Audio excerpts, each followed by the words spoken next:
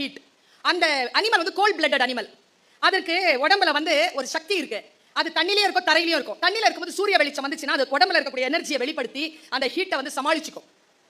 இந்த தவளை ஏன் சாகுதுன்னா, அது ஸ்டார்ட் பண்ணும்போது ஹீட்டை ஸ்டார்ட் பண்ணும்போது இதமா இருக்குன்றதுனால அது சகிக்காது. தன்னால சமாளிச்சுக்க முடியும்னு எனர்ஜியை அனுப்பும்.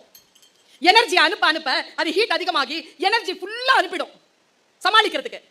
ஹீட் பாயிண்ட் அடிக்கும் பாரு, வெளியேறுவதற்கு எனர்ஜி இல்லாம செத்து போயிருமா. நமக்கு சொல்ற பாடம் என்ன தெரியுமா?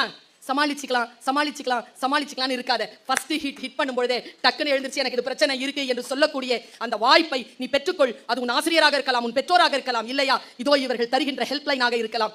எதையேனும் பயன்படுத்தி என் குழந்தையே, வாழ்க்கையில் நீ ஜெயிக்க பிறந்தாய் என்பதனை இந்த உலகத்திற்கு திரும்பி பார்த்து சொல்லிவிட்டு தான் இந்த உலகத்தை விட்டு நாம் போக வேண்டுமே தவிர அதற்கு முன் இந்த உலகத்தை விட்டு போவதற்கு எந்த ஒரு சூழ்நிலையையும் அனுமதிக்க கூடாது. ஆற்றல் பெற வேண்டும், தன்னம்பிக்கை பெற வேண்டும், சூழல்களை சரியாக புரிந்து கொள்ள வேண்டும். இப்படி சொல்லி நிறைவு செய்கிறேன். நான் சிட்டுக்குருவிதான் குழந்தைகளை, பறக்க பறக்க தான் தெரிஞ்ச ராஜாளின்னு. இன்னைக்கு வானத்தில் சிறகு விரித்து பறந்து கொண்டிருக்கிறேன்.